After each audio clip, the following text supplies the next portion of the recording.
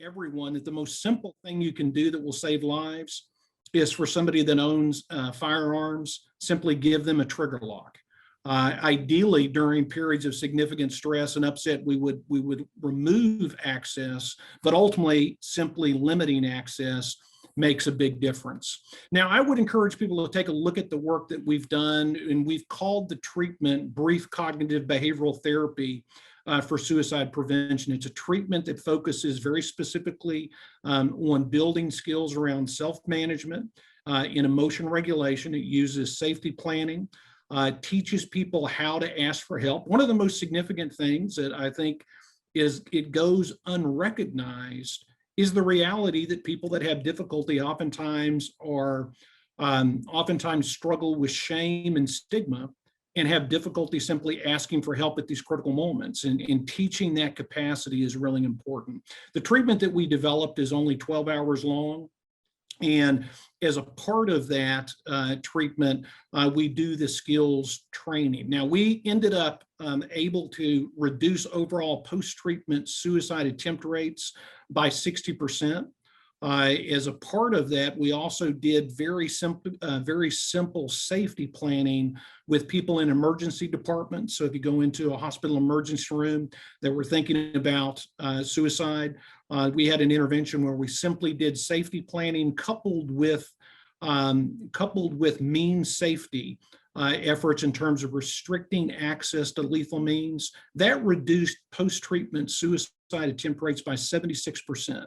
Which was really remarkable. When we dug into these numbers and tried to understand what was happening a little better and a little more detail, what we really discovered is that these very simple things help improve somebody's wish to live. That ultimately what it does is it generates hope. It reduces the wish to die and moves people in the direction of survival. So let me just describe a couple of things really quickly. And one of those is what's kind of called a crisis response plan or a safety plan. A crisis response plan is really just a memory aid that facilitates steps that somebody needs to take in the midst of an emotional crisis. It really is just a checklist, a personal checklist for somebody when they're in an emotional crisis.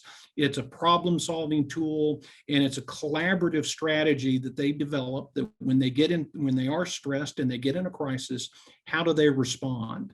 And as a part of that, we always do means safety counseling is a critical piece, and I would encourage everyone to take that step as a part of the process. And that means you ask every individual that you interact with, every patient, about access to lethal means and specifically about firearms.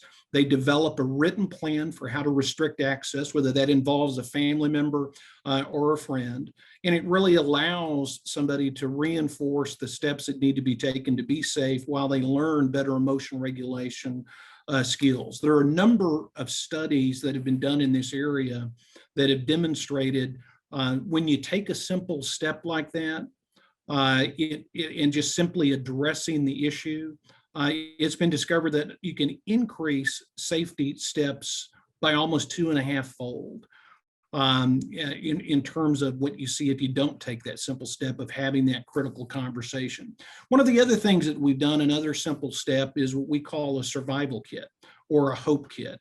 And for many of these things, you can now do them on your phone. And in a survival kit, again, it's just a simple stepwise process of things that people can do to enhance a feeling of hope and help regulate emotion and help deal with upsetting feelings more effectively. We simply ask people to put together things that help them feel hopeful or encouraged during times when they're overwhelmed. Oftentimes, those are images, pictures of loved ones, letters from loved ones that they put together, make them accessible and available. And again, you can do all of this on your phone now. There actually is a Hope Kit software package that you can download and do.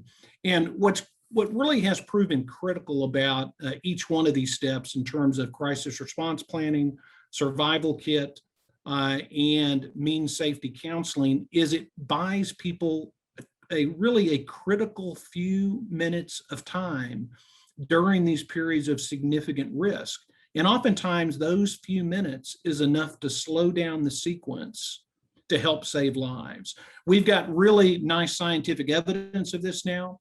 And we've demonstrated, I think, very effectively with brief cognitive behavioral therapy that brief treatments can be remarkably effective with long-term impact over several years after treatment, and that these really simple steps can save lives.